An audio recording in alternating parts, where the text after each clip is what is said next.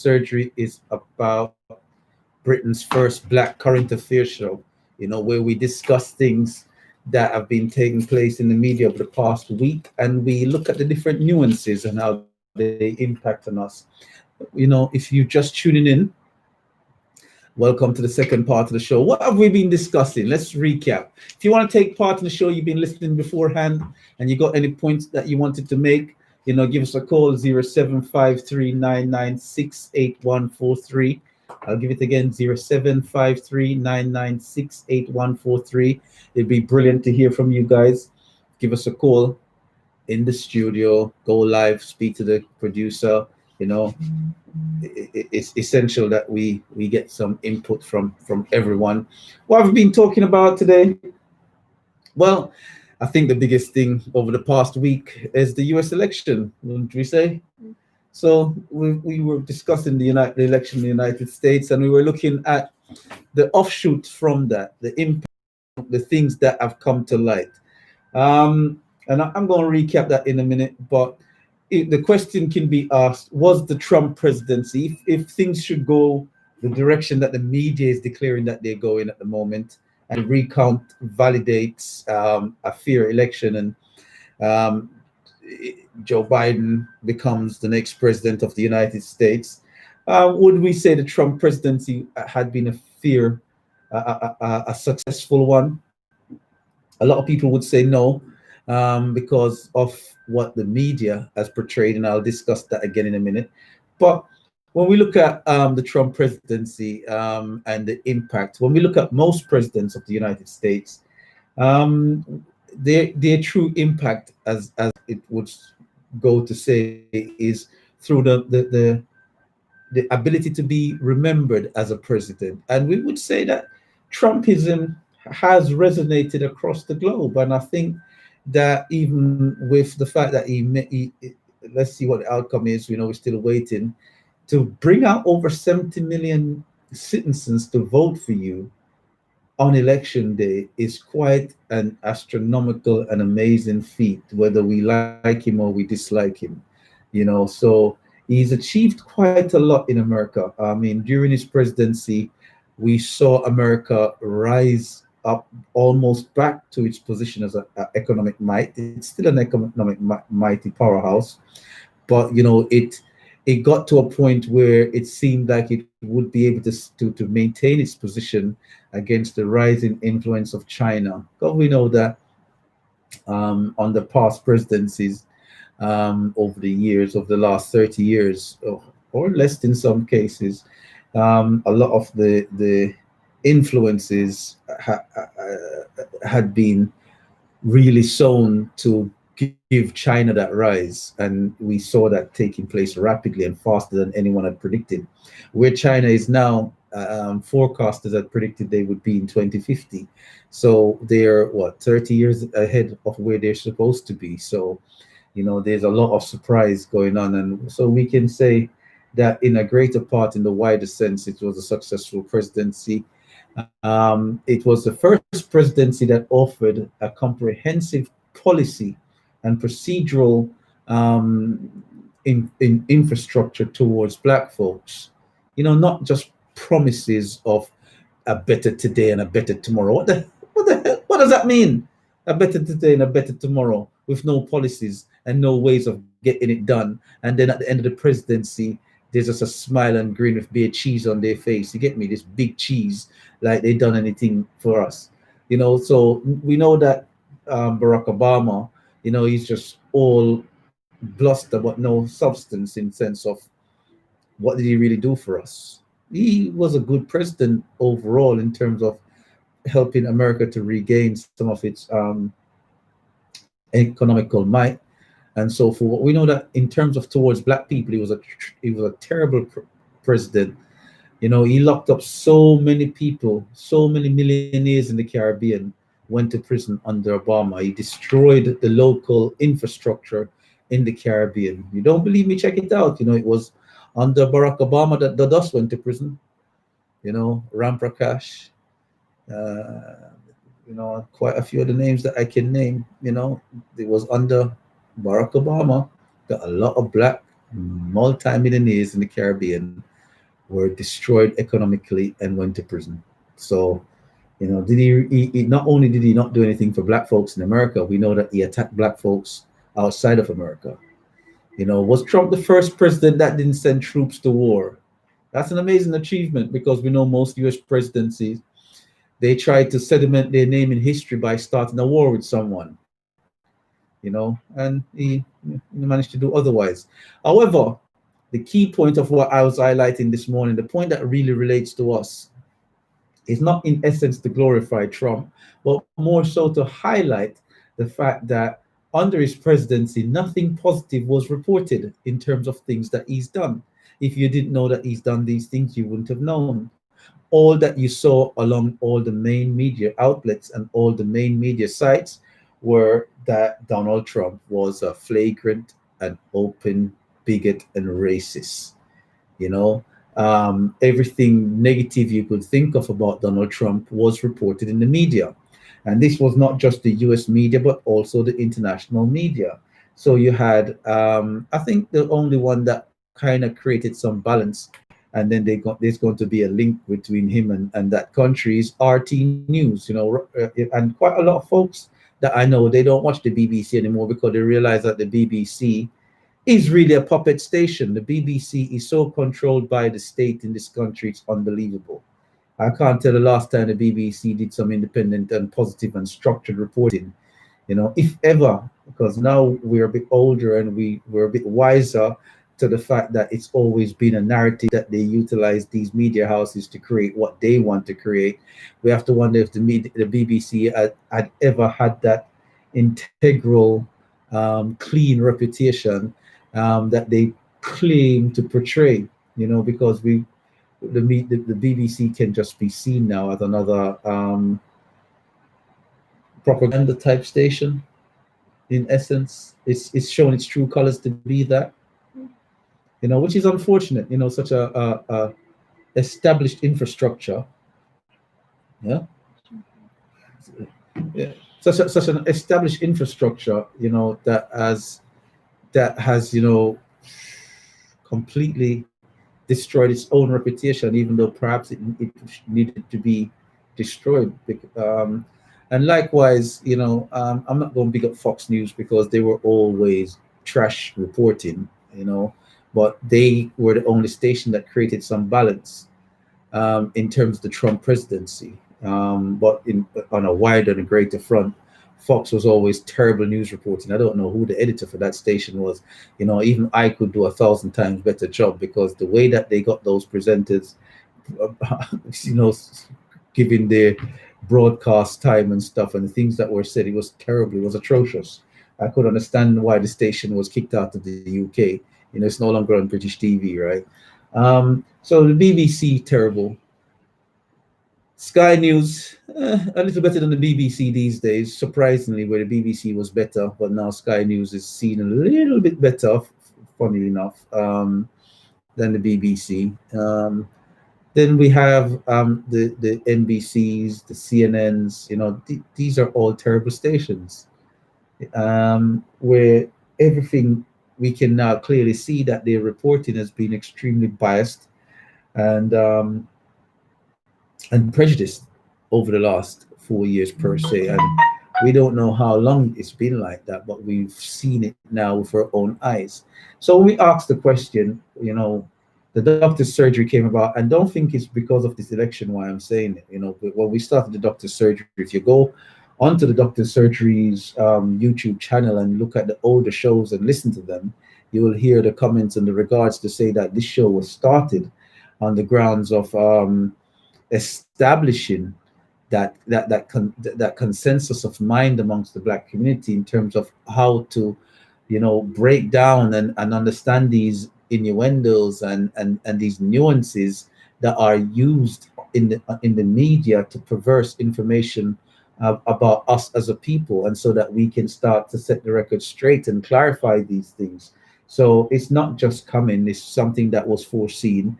And it's unfortunate how the might of that media and social media have garnered so support that a turnout on election day of over 70 million could be overthrown, which is unheard of. In any normal U.S. election, over 70 million would have been an election night result of an overwhelming support for an incumbent president getting re-elected back into office. So I can understand that if the so-called posting ballots are genuine, it is a shock to the system for the president if they're genuine. But like I said earlier, and I stand by it because I heard it, and it's all over social media in some quarters as well, that many people with green cards voted during the election.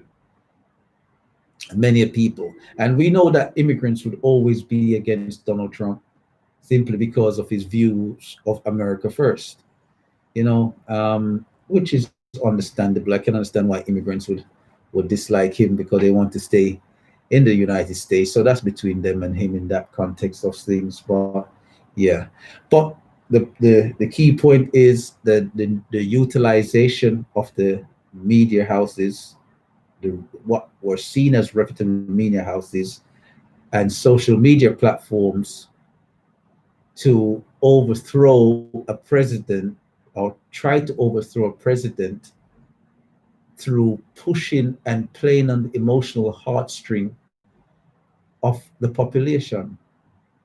And that should be the take home message. That's the danger. That's the red flag that everyone should be wary of. That in this day and time, social media, in conjunction with the national media houses, can create a narrative in people's minds that people say and speak into life things that are not true. They've created a narrative in the minds of the people that I've never seen before. And it's astounding how they've managed to sway. In the olden days, it used to be the newspaper, right? And I remember Radio. and radio. I remember as a youngster, um, when that devil Tony Blair became prime minister. Um, it was all said that it was because of Rupert Murdoch, Mm. and it was always galvanized to say it was the Murdoch media empire that got him voted in, and whoever the Murdoch media empire supports, that's who got voted in. And in hindsight and on reflection, you can start to see what was being highlighted then, and how so, because it they play on the emotional heartstring. I'll give you an example. In the United States of America, we had the death in recent months of several people. One, what's his name? George Floyd. Mhm. Before George Floyd, there was the next guy that was jogging, right? Mhm. And there's been a few others. Mm. But in the police shooting related matters, these have all taken place in democratic led and run areas, not Republican states. And the reason I say that is because the media, when it was presented internationally and nationally, it made it sounded like it was because of the president's fault why the police are doing this. That was the narrative, pretty much, wasn't it? Because it was as if the behavior of the president was empowering is support based, but the support base that they were making reference to were democratic areas. So these were democratic led mayors, democratic governors. These were the ones that are in the position of authority that would have essentially decided the fate of these police officers that did these heinous crimes. But it made it out as if it was the president's job to intervene in the democratic process of that state. This is how the media presented it. And people, even people that lived there, because remember, I'm going to be a bit inappropriate now. Remember, most Americans are a bit stupid, isn't Mm. it? Mm. Oh gosh. The producer's not telling me off. Oh gosh. Jeez, man. No, are you American? If any Americans are listening, listen. Oh Most of gosh. let's face it, get me. 175% of Oh them. no! Don't put percentage on it. Stop it. Stop it. Nah, what I mean by that is they don't. Americans are just different. You know, they don't check things. They don't do the due diligence with certain things. That's all I mean. Oh boy, I Oh, want just say they're lazy then. lazy. Just say they're lazy. Not stupid. Lazy is not the right word. I need to garner a word that invokes an emotional response where someone would call me and I said, "Nah, this is what happened, right?" and tell me, oh, I wonder if OG listening. You know, OG, what is he saying? Cause you know you love America, innit? Yeah. Anyway, insulting jokes aside, um, the reason I say that is that people play on the fact of most Americans, they're very inward looking. Let me say it the right way. Let me retract that stupid statement because that's just been a bit facetious on my part. But Americans are very inward looking, meaning that everything is about America for them. And the majority of Americans are very inward looking. And as a result of that, what you get is a very narrow worldview on in terms of greater things. So it's easier to play. It's easier to play on certain narratives when someone's outlook is very narrowed. Not that they're narrow-minded, but when their outlook is very narrowed. You get me? I want to say it right because I shouldn't have insulted. I shouldn't have insulted them for real. You know what I mean? So it's easier to play on that narrative. If the more traveled and the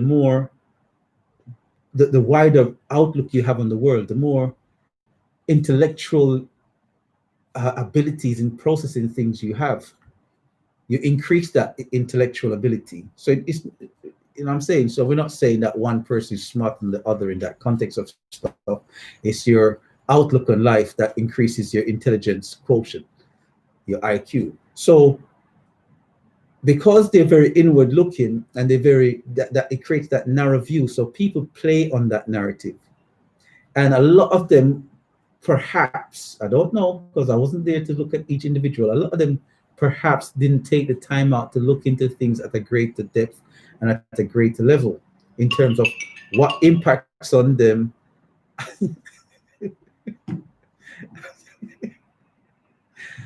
A Joe Eric OG. no, I feel no way. You get me? Yeah. Well, just respect though. I'm glad to know that you're listening. Yeah. So it impacts on that, and we here in this country we have to also be mindful because whilst we have a different outlook and we take a different approach than how Americans do, we also have our Achilles heel in terms of our outlook and our interaction and these social these social mediators that do their psychometric testing on the population. They understand the dynamic and the thinking of the mindset here in this country. They use their algorithms and establish behavioral patterns on us in this country as well, and they themselves can utilize these things to garner certain responses. So we have to always be mindful of how someone pulls on our heartstring. But when we look at America, we could see how social media and the national media houses pulled on the heartstrings of many Americans and made it the president's fault. But OG, as you're listening, correct me if I'm wrong. I would love to hear from you. It's within those states that the responsibility lied. And those states and those regions, those areas that these things took place were Democratic-led houses. Yet the blame was placed on a Republican president and the Republican racist front. But yet, let's say it was a Republican supporter that did the action and the crime.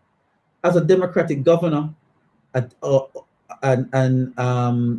Democratic mayor, what should have then immediately have taken place is that those police officers should have received their due process in prosecution. These things didn't take place. What took place were a series of antagonizing outcomes. So, for example, Breonna Taylor, where they had that, probably if anyone deserves to be called a coon, is that district attorney that was so-called black, that is decision to not prosecute the police officers that shot and missed Breonna Taylor, sorry, that shot and hit Breonna Taylor, but prosecute the one that shot and missed. People weren't listening to these little subtle narratives, these nuances in terms of what was taking place, riling up emotional reaction. Oh, over 200,000 people died. Most of them were black, riling up emotional reactions, pulling on the purse strings of these people, the heartstrings, I should say, of these people to gain a reaction. What we have to look at with this presidency is, if they can do that to the president, how are they attacking us? That's the main point. How are they utilizing the same tools against us? Because if they're using it against the president, they're using it against us. How are they utilizing the same tools against us? What you can see clearly right now, with the national media house, is that whenever they talk about Black Lives Matter or a situation with black folks, there's always subtle nuances. Whenever the issue of reparations come up, for example, the first point is, well, I didn't do it. I wasn't alive during slavery. I didn't have a slave. I didn't benefit from it. But we have to start looking. We have to start looking at. So, thank you, OG. Response from fellow presenter here on Omega. Trump could make changes on the executive order, like the Islamic country. Yes. I would not say no, because an executive order could be done, but nonetheless, the point that was being highlighted by Donald Trump is that it was in the states' hands to enact these processes, and these states were democratic-led states. And he was highlighting that whilst these things were taking place, it was taking place under a democratic watch. So it was in the hands of those states to act.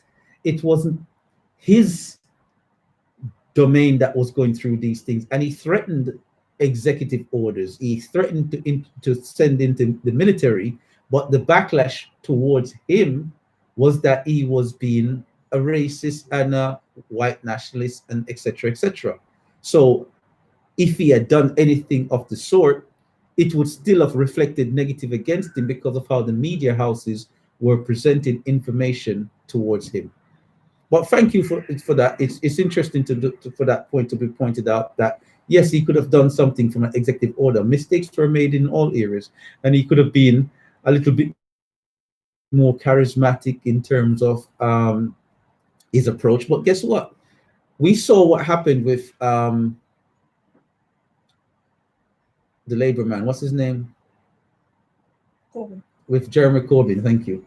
With Jeremy Corbyn, everyone despised Jeremy Corbyn because he became an appeaser.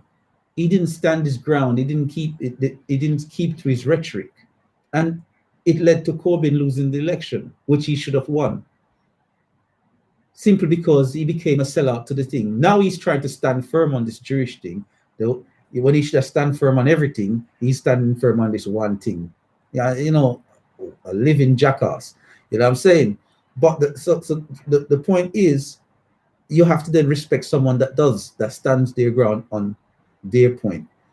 You know what I mean? It is what it is. Better the devil you know, in my regards, in that sense. Because, but sorry, what's the word? Yeah, I go the wrong direction. So the point I'm making is, how are they using these notions of social media and the national media houses to attack us? we're being filtered right now. So much of our ideas that we are coming up with on social media is being taken. So one of the things that the producer has been hounding me with for months, and as you can see, this is not just overnight that this realization has come. One of the things the producer has been hounding me with is for months is that what you're getting right now, you have in social media. So if someone launches a business, the first place you put your business is on social media. There's a lot of emphasis towards naturality these days, right? And natural products. Everyone's leaning away from cosmetics and leaning away from synthetics and going towards naturality.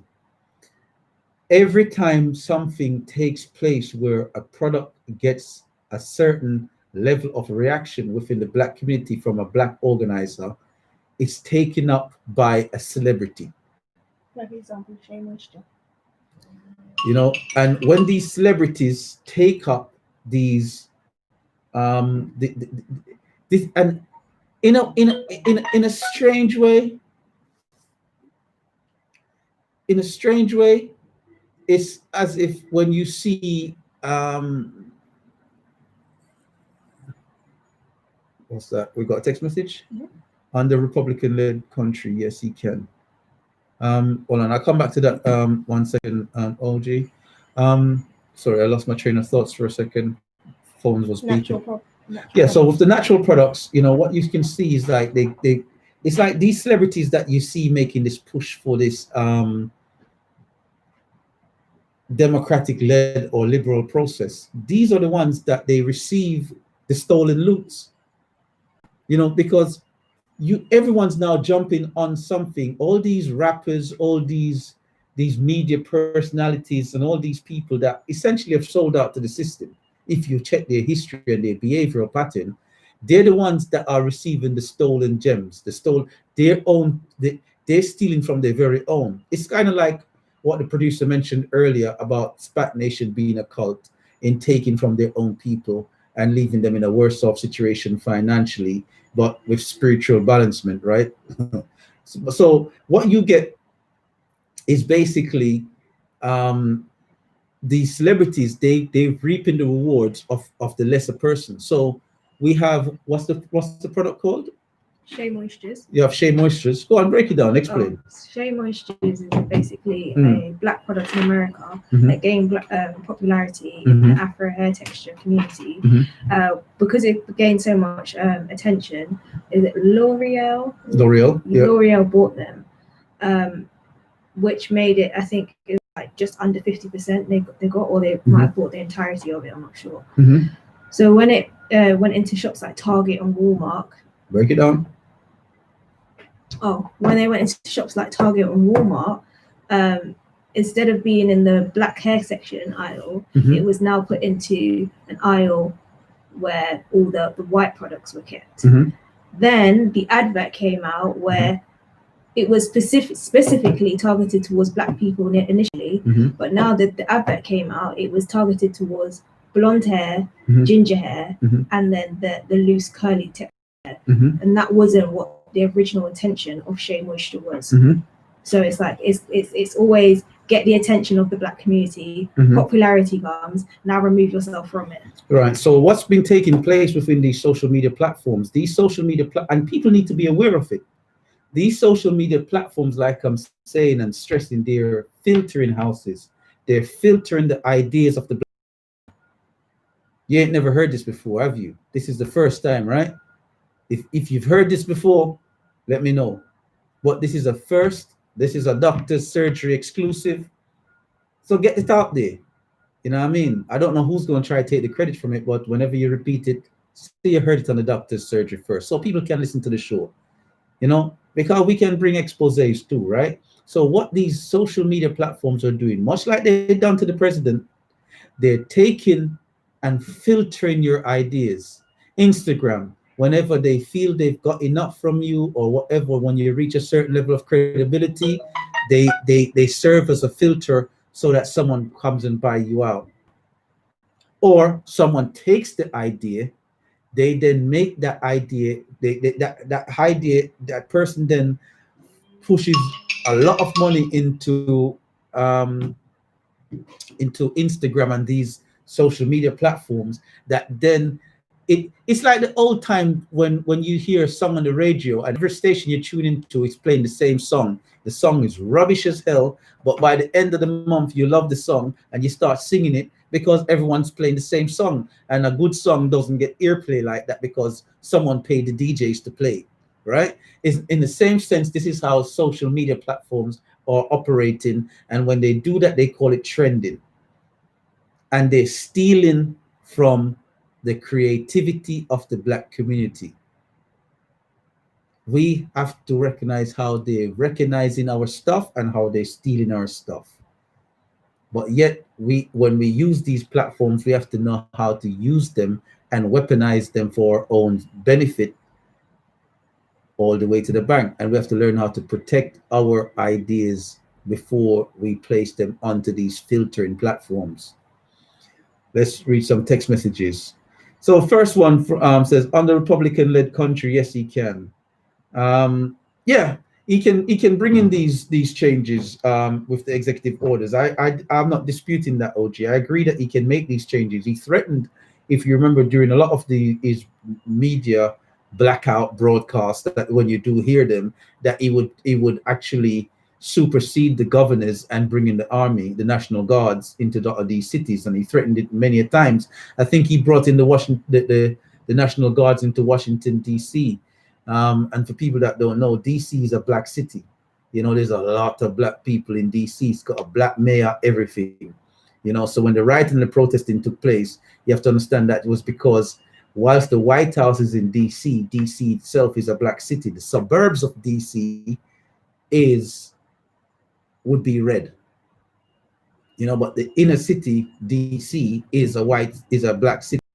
So when you see that, that's what was taking place. So it was a coup to skew the result of the election by attacking the credibility of the character of the man as opposed to anything else. You know, whilst the character of this main running candidate, who has said the most denigrating and disrespectful things about Black people, none of that was made to light. Even now, people don't know some of the atrocious things that Joe Biden has said about Black people. Even now, people don't know it. Who would you and the producer vote for in the Black leadership, and why? What a man get trouble. If I did see it before me read it, I'm gonna read it. Who would I vote for? So I don't know who Amenti the Awakener is, and it's a bit unfair for me to choose someone and I don't know some of these people. So I would have to do my due diligence before I could truly answer this question. Billy Bidnell, I don't know. Boogie or Bougie, I don't know. Brother Man, I think I've heard the name Brother Man. And Cheryl, I know. Okay. Is that Okay record store gentleman that, you know, long-standing person in the community that over there in Halsden? Then the High Priest Amun. I wouldn't vote for High Priest. No, I'm joking. I'm joking. I'm playing. I was going to say I wouldn't vote for High Priest Amun. I don't know who High Priest Amun is. Jayut, Jay Mastin, King Lion. I know King Lion. Lady M, I said no. And Leo, I've met once. Leonard Johnson. I don't know who Leonard is. And Nubia Jack, I heard the name. It's difficult for me to say, you know what I mean, because of everyone on the list, you know, if me turn around and say Cheryl, Lady M, I go vex. Me turn around and say Lady M, Cheryl, I go vex. If me turn around and say Andrew, Cheryl, and Lady M, I go vex. If I can't win, you know. So I would say people should vote for the person that they see that can get the results, that has the ideas and has the due diligence to get the results and the perseverance, you know. And many names on that list can do that. So it's then boils down to personality and liking, you know. So I'm going to cop out and say I don't know who I would vote for, but you know, there's some strong contenders there from the list of people that I know. Yeah. So yeah. So yeah. It's not military laws. No, I know you. I know what you're making reference to. That you can change the laws in through the. I know OG that you're referring to that you can change the laws through executive orders that would prevent certain things from taking place. But remember, if he had changed the laws to just suit a narrative, no president has ever done that.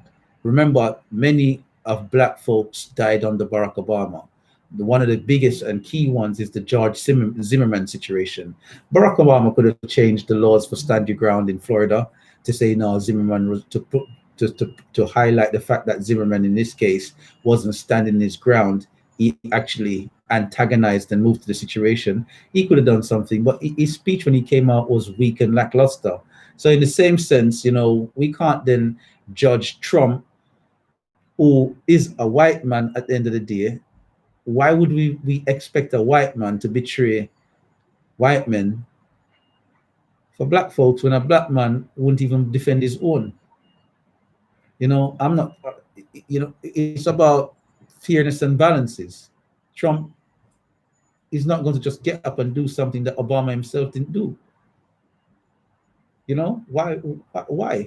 No, why should he set the precedence? The precedence should have been set from someone who claims to have that understanding of what we're going through, and he didn't.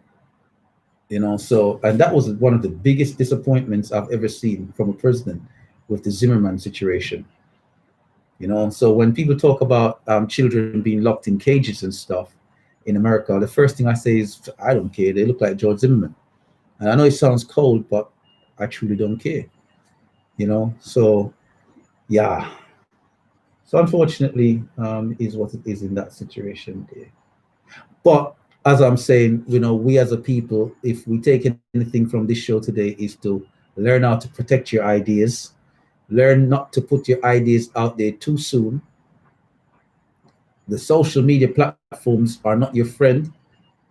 They are a tool of the enemy, and they're a tool to be utilized as a weapon if you're going to use them, because so many people are on social media, then we need to do something like that. It'll be interesting if we can start creating our own platforms, and stop relying on these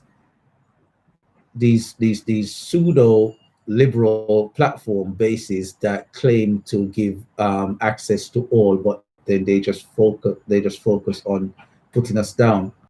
And it's taking place more and more and more.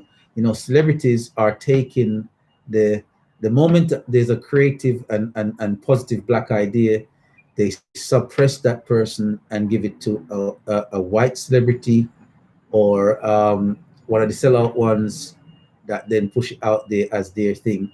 And then the person that came up with the original idea is suppressed. We've seen that with I Love My Hair. Have you seen that little short video, I Love My Hair? You haven't seen I Love My Hair, that little cartoon? Yeah. And then did you know that Nickelodeon tried to steal that? Is it? Yeah, so the video came out with I Love My Hair, and it was a cartoon. It was like a 15-minute cartoon. Yeah. And where the dad was grooming the little girl's hair, and Nickelodeon stole every aspect of that idea and created their own cartoon. And it was only because of the major backlash from the people why Nickelodeon's paused there, because of the Black Lives Matter scenario. But it's taking place and it's happening more and more. They call it appropriation, but it's not just appropriation, because it's not just white folks taking these things. I can't help it but just being raw sometimes. The lapdogs of a lot of these liberal left people, in terms of a lot of these celebrity lapdogs and people that don't have no loyalty to their own, but they pretend as if they do, they take these things on and they give it to that level, those people. That's where a lot of that comes from. Text message reads: more than one candidate can be voted for in the Brent African Community Leader election. If you had to vote for 2 or 3, who would they be? So, please. You know, I like Cheryl. She's a hard and due diligent worker. I respect Lady Hem. I think Andrew Mohammed has always done things for the youngsters out there. So they all are. Lady Hem is, you know, she's got a very good, positive heart, and she's always, you know, seeking to make sure that things are balanced and fair, and you have to respect that. Andrew Mohammed, like I said, the programs that I'm aware that he's done for the young folks, he's always looking for people with that energy and that zeal to come together for young people. Cheryl, she's a hard worker, you know, very, very hard worker in all areas for young folks and adults. So if I'm going to choose 2 or 3, those would be the 2 or 3 that jump out at me immediately. If my memory serves me right, King Lion is more from a health and herbalistic approach. If I'm thinking of the right King Lion. So in terms of that aspect, if I'm going to say it like that, you know, we have a wide mix of people that have strengths in different areas, you know. So I would think you need someone that is more of an all-rounder, you know, or, you know, it doesn't have to be the single individual. I think everyone on that list, if your name's being called, you have a due diligence to help whoever is voted to make sure that there's a balancement taking place there, because I'm sure that there's for the names to be there, there must be strength in character, you know, for people to have put the name there. I've never met Orkai, and for some reason I want to say Mr. Orkai, because if it's the Orkai from Halston, I'm a long established person for the community, you know, and you know, he's shown that as a community entrepreneur and businessman, you can own and invest back in the community successfully. You know, so there's many people there with positive qualities that I can give, you know, a positive hats off to in that sense, if I should say it like that. Okay, because he was talking about Obama and Trump. Okay, respect, OG. I hear that. You know what I mean? But I was just, I know. Oh, I was talking about Obama, not Trump. Well, because he was talking about Trump, not Obama.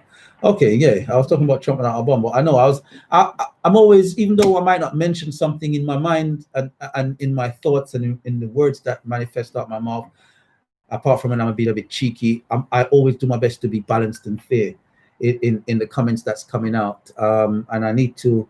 Someone once said to me once, sometimes I run jokes when they shouldn't be a joke. So perhaps I need to be a bit more serious and astute at times with what I'm saying. It will hit home better. But in terms of, you know, everything that I say, I do mean it in a very positive and forthright way. You know what I mean? We have to look at all the different dynamics. You know, we can't just always, because someone's a racist bigot, we can, oh, this person is this, and we just throw them over the bus. You know, like I say to a lot of people, Marcus Garvey, who's seen as one of the most greatest black leaders ever in modern life, he sat down with the Ku Klux Klan. How many people know that? You know, Marcus Garvey sat down with the Ku Klux Klan. You know, so it's about understanding directives of people. You know, I've done my best to explain, you know, to people that I've spoken to over recent months, you know, because I've converted a lot of Americans to voting Republican this time around, funnily enough. But, you know, in terms of like, when we look at it, you know, there's 2 types of white folks. And when we check American history, you'll see that there's the Republicans that some people will call them extreme right, yeah, that they just want to be in their own communities and do their own thing that betterment their people and their upbringing, right? And then you have the white people that you need to be aware of is the white people that, whether they come into you with a smile or they come into you with the far right scenario, because for me, far left and far right merge at a certain point because they go so around to each other. And the ones that you think that are dangerous on both sides of the coin in that sense are the ones that they, irrespective of what their position is, they want to bring harm, injury, or insult to someone else because they don't look like them and they want to maintain that dominance and control over them. Those are the people you need to worry about. I don't worry about the racist white man that want to live in an all-white town, but he ain't coming and saying London should be all white. Let's kill all the black people out of London. He's created his own town, built it up from scratch, and saying, I want this to be our little escape. And I don't business. Great on you, mate. You know what I'm saying? Great on you. I ain't got no issues with you. You know what I mean? If you want to be over there, so, and you're saying, listen, you can do your thing over there, so, and everybody doing their own thing independently. And if at times you want to do a little trade and you just want to live with your own, and you say you live with your own over there, so, and there's no underhandedness going in, cool. The problem comes in when you have people over there that want to live on their own, that want to destroy the people over there because they don't look like them and they're doing better. That's one of the first enemies. And then the other enemy is the people them that want to mix up punch, but they just want to mix up punch because they want to come close to kill you. Those are the two enemies that I see. You know? Right, we're at the end of the show. I hope, I don't know when the election is on the Black Community Leader, but please, people, vote London Borough of Brent African Caribbean Community Leader, I should say. It's been the doctor's surgery this week. I've did a lot of rambling, not much calls. Listen, I'm not going to call anymore, you know. Oh, all right. Yeah, so it's been very positive. I'd love for people to subscribe to the show. Thank you all for listening. You know, it's been our pleasure. Thank you for the nomination for the community leadership. Also, that was very, you know, made my morning. So I do wish everyone in that race well. So you can catch the doctor's surgery again next week. Have a research into that. I'd love to, what we mentioned today, the way that Instagram, Twitter, and our you know, Trend and YouTube and these platforms are pushing things out and making information trend against to make information not trend, and so forth, and who they push to the forefront to make things, because everything is so subtle these days. You don't see, you don't realize how much money certain accounts generate, and when you start checking the accounts that are making the real millions, you start realizing that there's a divide between black folks on Instagram and white folks on Instagram. It's very segregated, even though it looks very integrated. Yeah, and it's segregated in a negative sense, not segregated in terms of just beauty, because, you know, segregation can be both. So what I'll say, if you know, remember to tune in next week. It was our pleasure. You want to say anything before we wrap up?